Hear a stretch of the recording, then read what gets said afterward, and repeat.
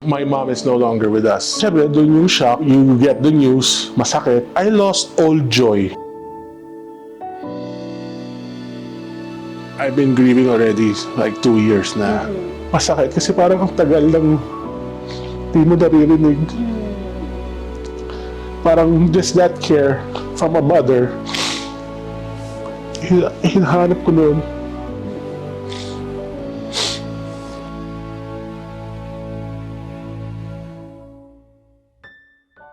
So he is Nathan. He is a very good friend of ours. So Nathan is actually, so ano ka nga ba? Para kang, ano ba nauna? You as a meshwe owner or a stand-up comedian? So first and foremost, I always look at myself as a cook. A chef cooks. Yun yung heart of his craft. So okay, so you're a cook. But also, at the same time, you're a stand-up comedian. Yes, recent. And this was when? During the pandemic. During the pandemic. Okay, what got into your head? I've only wanted to be 3 things in my life talaga. I wanted to be a musician, I wanted to be a chef, a cook, and I wanted to do stand-up comedy.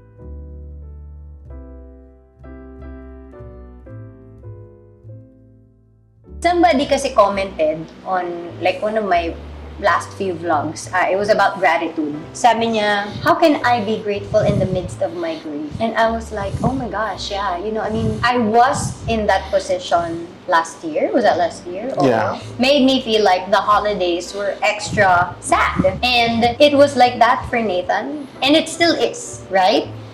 And let's begin with the reason. Ano ba yung reason ng sadness mo pag holidays? So my mom is no longer with us. She passed away in May 2021. We just celebrated her birthday, April 5. We got COVID around start of May or a week before May. Okay. Pero I was the first one to manifest symptoms. So lahat kami nagpa-check. Test And we were positive in the household. Me, my brother, my sister-in-law, and my mom. My mom needed to be hospitalized as well as my brother and my sister-in-law. At during this was the time na yung peak na nagkakaubusan ng space sa hospitals.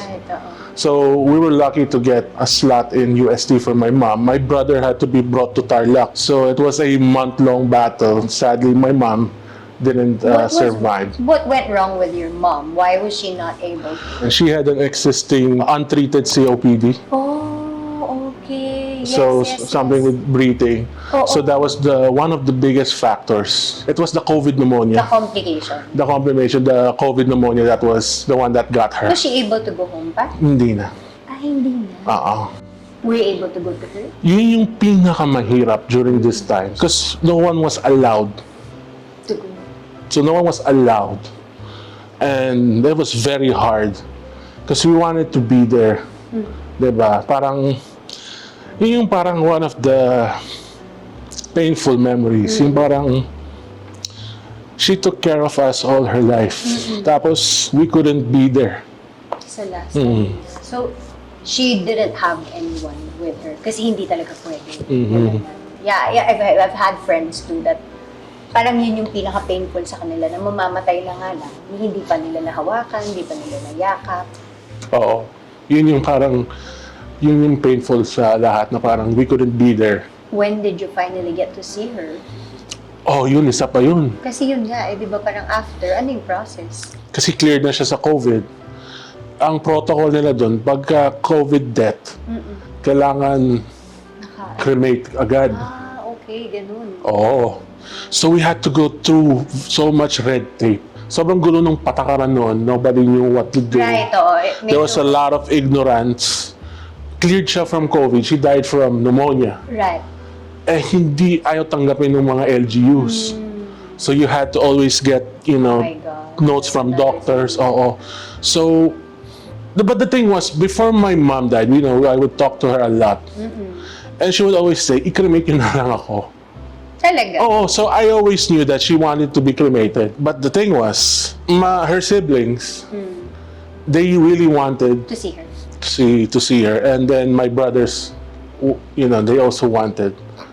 And I felt that they needed to. Yes. For them to process the grief and to mourn properly. So it was really for them. Kasi kung ako lang, i-honor na agad yung... Oh, yun yung gusto ni mama ko, alam ko naman eh. You know, that's one thing I realized with the deaths that I've experienced in the past few years. Grief is so different for each and every person. Yes. You think that grieving is like, oh, ganito lang yan. Lahat kayo pag nagluluksa, iisa lang itsura niyan. It's not the same. It doesn't happen in the same seasons, timings. Iba-iba talaga per person. Yung iba nga, ganon, gusto nilang makita pa.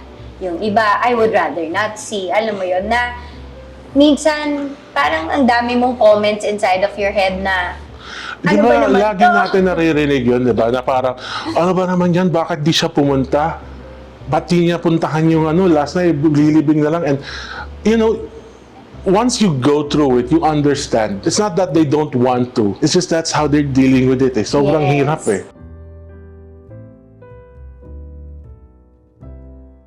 You're very close to your mom, right? You know, we're very close as siblings, and then we're very close to our mom. But they got married. Ikaw lang yun. Ako lang yung single, so I was living with her. So she was always with me. I was always with her. So she was always my companion, or ako lagi yung companion niya, kasama niya, doing errands, whether it be for the house or for the business. Tapos when the pandemic hit, 1 year ko lang din siya kasama.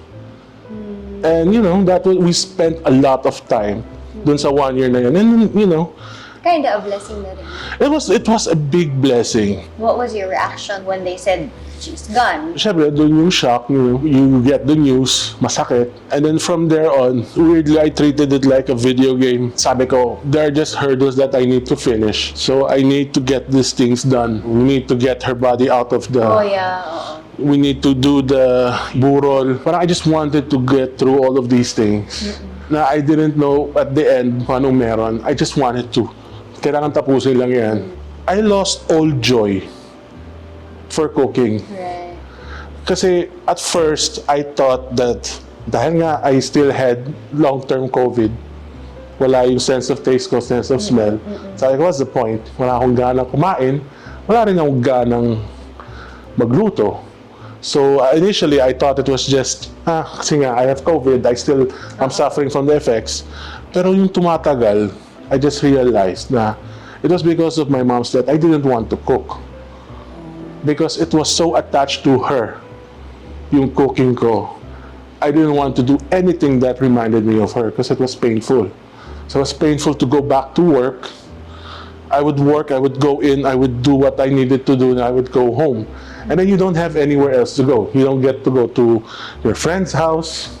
You can't go to concerts. You can't go out. That's true. Kasi lockdown lahat eh. So you're just home, work, and then I go back to an empty home. Kasi siya kasama. Oo. So sabi ko, ang hirap umuwi. Kasi, Ano ba usually ginagawa niyo ng nanay mo sa bahay niyo? Isang meals together, ganun? Yeah. So, you know, when I cook, always for two. So when I go home, laging naka-play na agad yung mga Korean telenovela. I would be running there and I would hear it. So parang hinaharap ko siya dati. So pag-uwi, tahimik eh. One of my first dreams of my mom was umuwi ako ng bahay. Tapos nandun siya. Ayoko na maiyak. Baka ba? Yun yung one of the first. Tapos parang sabi ko sa kanya, Ma, patay ka na.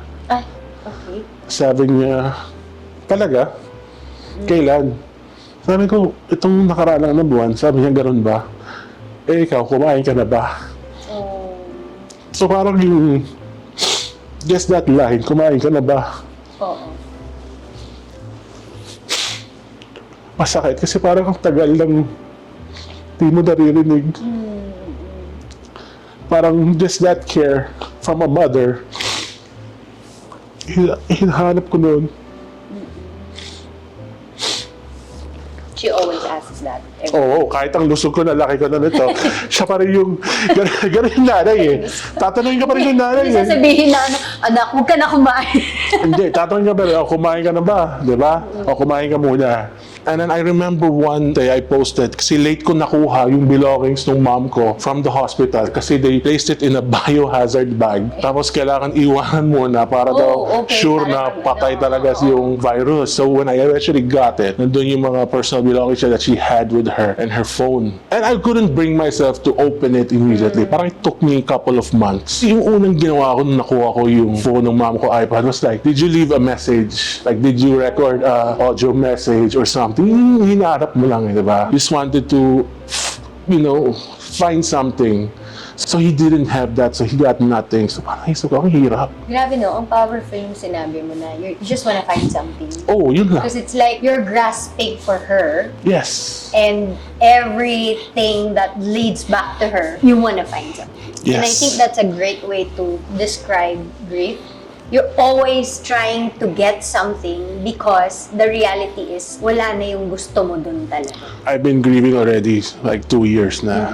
I don't know, I'm already farther away from the initial pain. It hits you every now and then. Pero most of the time naman, okay na ako. So ngayon naman minsan, parang naisip ko, sana in grief pa rin ako para I still feel more connected. Honestly, I feel like grief is that. It's a way to hold on and to hang on to the person you never want to forget. Oh. Because we will eh. Alam mo yun yung masakit eh. Yun yung one of my prayers dati. I would pray na, Lord, don't let me ever forget her voice. And you haven't? Parang yun lang lagi yung like, may I never forget her voice. One of the things that was very hurtful but at the same time, a blessing was yung one of her best friends, talked to her while she was confined in the hospital. Nakita ko dun sa login, parang an order ng hours sila nag-usap.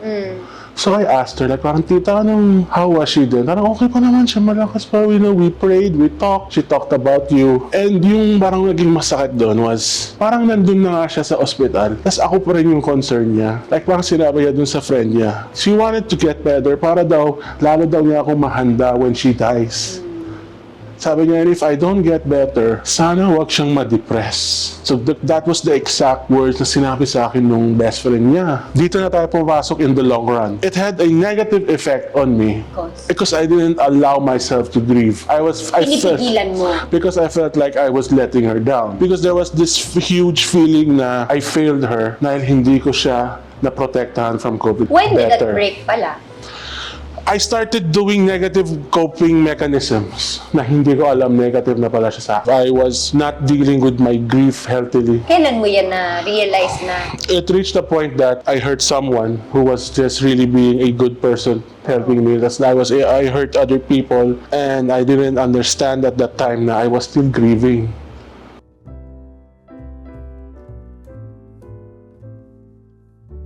What made you realize na this was grief that you weren't really facing? I tried na magpa-counseling. There was shame dun sa ginawa ko. There was this burden of, oh my God, I hurt someone. Yung shameful yung ginawa ko. Nagpa-therapy ako with the therapist online. And then I was like talking to that person. Sabi ko, this is what I did. I feel awful. I feel like I'm a very evil person. And then she found out, wait, your mom just passed. And then she started asking questions and dun namin nakita, dun niya napakita sa akin that It was connected. yes, like you're in grief. You haven't allowed yourself to mourn. And then that's when it hit me like I didn't really allow myself. What woke you up na it isn't your fault? You couldn't have stopped that anyway. Therapy really helped.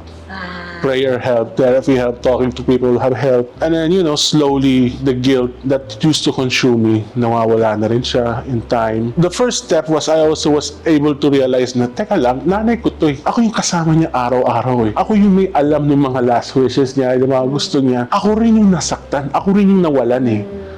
So I have all the right to grieve as much as everyone, if not even more. Wow. So yun na-accept ko yun. So that was the start talaga na healing process. From doing negative, coping mechanisms that were not good and not healthy, I started to move into healthier things to do. I couldn't go back to cooking yet because it was just really painful. I couldn't do anything else because I lost all passion for food, restaurant, Doon ko napasukan ng comedy. Oh, okay. Yes. It's Saudi Tob.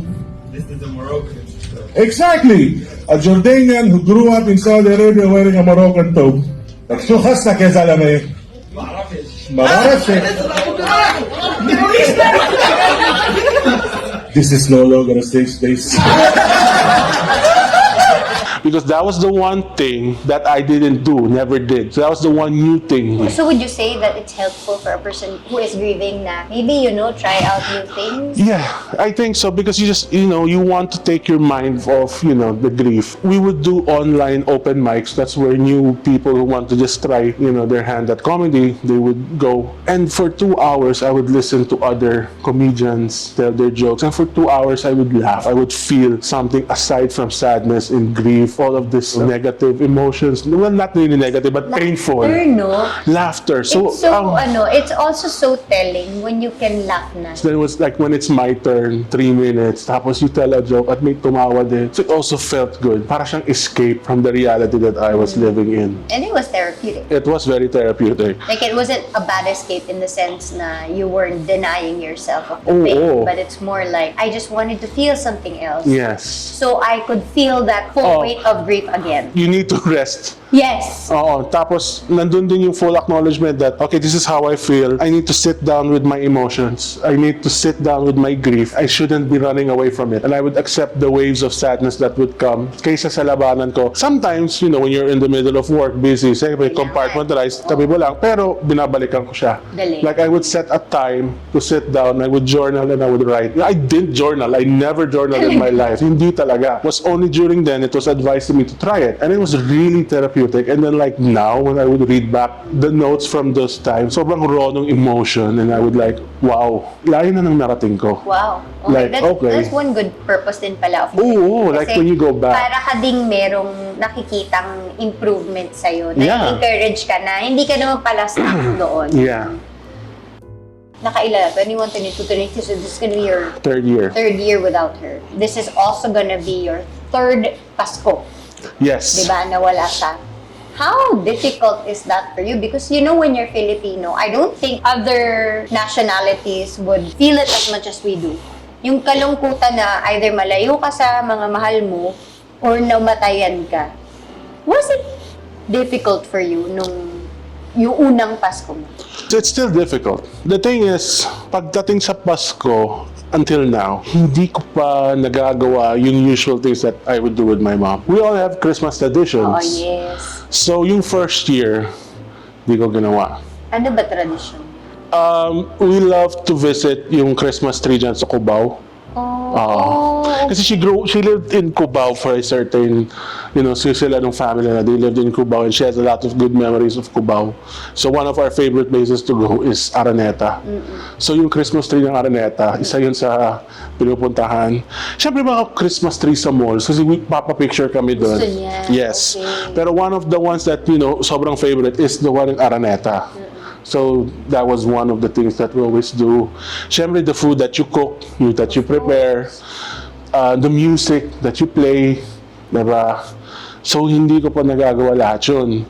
So for the past 2 years, medyo naka-hold.